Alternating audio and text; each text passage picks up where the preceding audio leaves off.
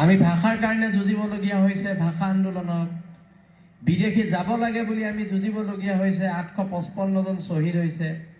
কা নেমানো বুলি যুঁজিবলগীয়া হৈছে, হাজাৰ হাজাৰ ল'ৰা পংগু হ'ল, 5টাকৈ ল'ৰা শ্বহীদ হ'ল। কিন্তু এই যুঁজখন চলি থাকিব নি? কথাটো হৈছে এই যুঁজখন সেই দিনালৈকে শেষ নহয় যোনদিনালৈকে আমাৰ ইয়াৰ খিলঞ্জীয়া মানুহে স্বাভিমানেৰে জীয়াই থাকিবলৈ নিশিকে। স্বাভিমানেৰে জীয়াই থাকিবলৈ শিকিব লাগিব আৰু স্পষ্টকৈ কথাবিলাক ক'বলৈ শিকিব লাগিব।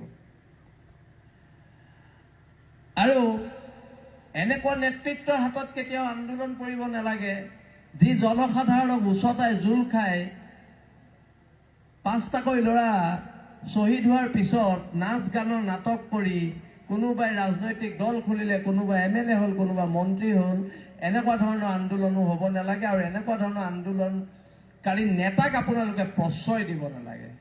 এইটো অসমৰ জনগণৰ ডাঙৰ ভুল। আমি এনেকুৱা ধৰণৰ আন্দোলনক প্ৰশ্ৰয় দিব নালাগে। এতিয়ালৈকে চব প্ৰফুল্ল মহন্তৰ পৰা সৰ্বানন্দ সোণোৱাললৈকে সকলোৱে জাতিক গাদ্দাৰী কৰিছে। সকলোৱে জাতিক গাদ্দাৰী কৰিছে। যোনে যোনে জাতিৰ নামত আন্দোলন কৰি আহিলে সকলোৱে জাতিক গাদ্দাৰী কৰিছে। আৰু গাদ্দাৰী কৰাৰ ফলস্বৰূপে জাতিটো কোঙা হৈছে। জাতিটো কোঙা হৈছে। সৌসিদিনা আজি কেইবছৰমান আগত চিলাপথাৰত অবৈধ বাংলাদেশে শ্বহীদ বেদী গুৰু মাৰি দিলে। কিয় সাহস পাইছে? আমাৰ একতাৰ অভাৱৰ বাবে সাহস পাইছে।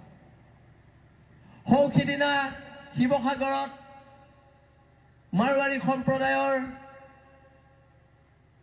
কেইজনমান মানুহে জিমি দাস বুলি এজনী খিলঞ্জীয়া ছোৱালীক শিৱসাগৰ নগৰৰ মাজ মজিয়াত শাৰীৰিকভাৱে অপদস্থ কৰিছে, মাৰপিট কৰিছে, হত্যাৰ প্ৰচেষ্টা চলাইছে। জাতীয়তাবাদ ক'ত থাকিলে? কিন্তু যেতিয়া আমি চৰকাৰক ক'লো আমি আৰু মাৰ খাই জীয়াই নাথাকো, এওঁলোকৰ সম্প্ৰদায়ে ক্ষমা খুজিব লাগিব আৰু ক্ষমা খোজাই দিয়া হ'ল। সেইটো হৈছে জাতীয়তাবাদ। জাতীয়তাবাদ এনেকে চলিব। জাতীয়তাবাদ কি? এবাৰ এজন বহিৰাগত মানুহে যোৰহাটৰ মাজ মজিয়াত এগৰাকী খিলঞ্জীয়া মানুহৰ দোকান এখন কব্জা কৰি থৈ দিলে। তেওঁ নিদিয়ে। তেওঁ গিৰিয়েক ঢুকাৰ পিছত নিদিয়ে।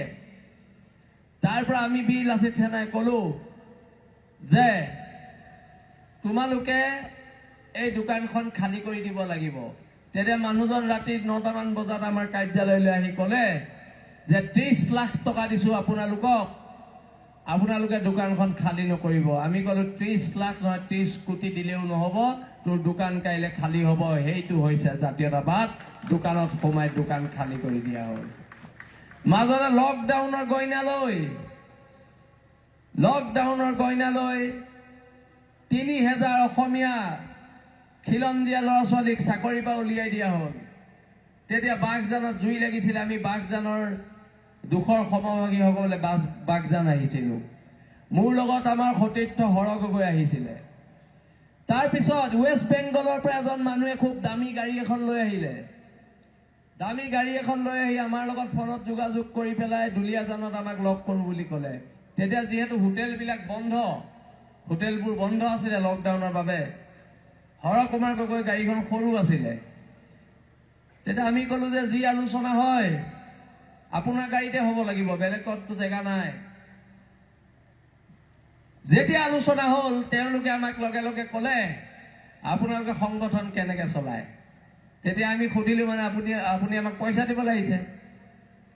তেতিয়া তেওঁ ক'লে যে আপুনি 5 লাখ টকা লওক আৰু এই বিষয়টোত আপোনালোক নুসুমাব। তেতিয়া লগে লগে গাড়ীৰ ভিতৰত কোৱা হ'ল এতিয়াই যদি লেপটপ খুলি 3000 অসমীয়া ল'ৰা ছোৱালীক চাকৰি নিদিয় তই গৈ ৱেষ্ট বেংগল নেপাবিগে। সেইটো বীৰ লাচিত সেনা ৱৰ্ড। লগে লগে লেপটপ খুলি 3000 অসমীয়া ল'ৰাক চাকৰি দিছে। সেইটো হৈছে জাতীয়তাবাদ। কোৰ্টৰ আগত বহি ধৰ্ণা দি কৰা জাতীয়তাবাদে অন্ততঃ অসমীয়া জাতিক শোভা নেপায়। 17 বাৰ মোগল পৰাস্ত কৰা আমি জাতি, 17 বাৰ মোগল পৰাস্ত কৰা জাতি এটাই কোৰ্টৰ মুখত বহি ধৰ্ণা দি থাকিলে অন্ততঃ সহ্য বিজয় মহিয়ানে জাতিটোক অন্য জাতিয়ে ক'ব যে অসমীয়া মানুহখিনি, অসমৰ খিলঞ্জীয়া মানুহৰ বৰ্তমান কি হৈছে।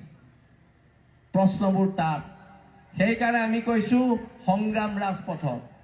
সংগ্ৰাম ৰাজপথত, সংগ্ৰাম এইটো কাৰণে ৰাজপথৰ সংগ্ৰামে উত্তৰ দিব, ত্যাগে উত্তৰ দিব, তেজে উত্তৰ দিব, ঘামে উত্তৰ দিব।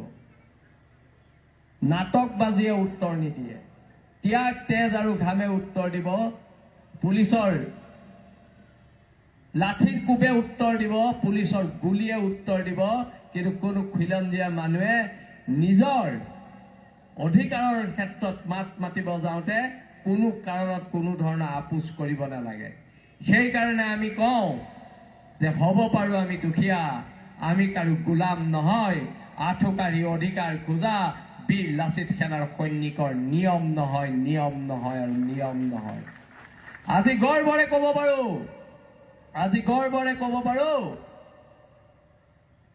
2016 বিজেপি চৰকাৰ অহাৰ পিছৰ পৰা যদি দেশ জাতিৰ কাৰণে খিলঞ্জীয়া মানুহৰ এখন সৰু ঘুমটিৰ কাৰণেও জেল খাবলগীয়া হৈছে, সেই সৈনিকসকল হৈছে বীৰ লাচিত সেনা নামৰ এটা মহান শক্তিৰ সৈনিক। সেই সৈনিক বীৰ লাচিত সেনাৰ সৈনিক হয় আৰু বীৰ লাচিত সেনাৰ সৈনিকে কেতিয়াও আপোচ নকৰে আৰু নকৰে, কোনো কাৰণতে কৰা নহ'ব। আৰু দীঘলীয়া সময়, দীঘলীয়া সংগ্ৰামৰ কাৰণে খিলঞ্জীয়া মানুহ সাজু থাকক। আমি যে সংগ্ৰামখন কৰি আছো কাৰ কাৰণে? ইয়াত বহি থকা কণ কণ ল'ৰা ছোৱালীবোৰৰ কাৰণে। কাইলৈ যাতে তিনিচুকীয়া টাউনত এওঁলোকে মুক্ত মনে খোজকাঢ়িব পাৰে। কাইলৈ যাতে গুইজানত এওঁলোকে মুক্ত মনে ৰাতি 12টা বজাত খোজকাঢ়িব পাৰে। ৰাতি 12টা বজাত যদি গুইজানৰ ছোৱালী এজনীৰ কিবা বিপদো হয়, তাই যদি ঘৰৰ পৰা ওলাই যাবলগীয়া হয়, অন্তত মাক আৰু দেউতাকে এটা কথা ছোৱালীজনীক আশ্বস্ত দি ক'ব পাৰিব, যা তহঁতৰ ৰাস্তাত একো নহয়, বীৰ লাচিত সেনাৰ দাদাকেইটা আছে, তহঁতক কোনোবাই কিবা ৰঙা চকু দেখুৱালে ৰঙা চকু কাঢ়ি অনা হ'ব। এই ধৰণৰ বিপ্লৱ হ'ব। আমি আপোনালোকৰ সাহস হ'ব বিচাৰো, আমি খিলঞ্জীয়া মানুহৰ সাহস হৈ জীয়াই থাকিব বিচাৰো। আৰু বহুতো বক্তা আছে, মই বেছি নকওঁ, আমনিও পাইছে চাগে। আৰু অনাগত দিনত এখন ঐক্যবদ্ধ সংগ্ৰাম হ'ব। আৰু এই সংগ্ৰাম ঢোলটো বচোৱাৰ সংগ্ৰাম, এই সংগ্ৰাম পেঁপাটো বচোৱাৰ সংগ্ৰাম, এই সংগ্ৰাম আমাৰ মৈদামগীতা বচোৱাৰ সংগ্ৰাম, এই সংগ্ৰাম আমাৰ বিহু বচোৱাৰ সংগ্ৰাম, এই সংগ্ৰাম আমাৰ হেংদাং বচোৱাৰ সংগ্ৰাম। এই সংগ্ৰাম যিদৰে ব্ৰহ্মপুত্ৰ নদীৰ গতিক কোনেও ৰুদ্ধ কৰিব নোৱাৰে, বীৰ লাচিত সেনাৰ এই গতিকো কোনো চৰকাৰে ৰুদ্ধ কৰিব নোৱাৰে। ইয়াকে কৈ মোৰ চমু বক্তব্য সামৰণি মাৰিলো। ধন্যবাদ। জয় আই অসম। যিকোনো খবৰৰ বাবে যোগাযোগ কৰক 7099017330 লগতে 7099017110 নম্বৰত।